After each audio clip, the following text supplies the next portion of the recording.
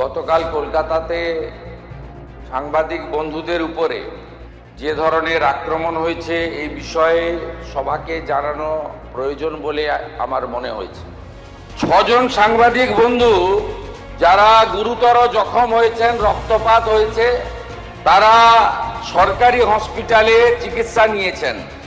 মোট 6টি মামলা রুজু করা হয়েছে এবং এই মামলাগুলিতে এই বিধানসভা থেকে পাস হওয়া গুন্ডা দমন আইন যুক্ত করা হয়েছে।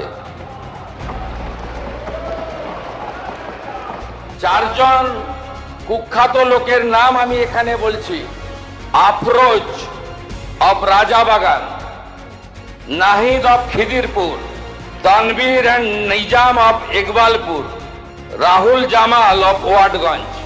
এই 5টা গুন্ডার নাম আমি এখানে ঘোষণা করলাম।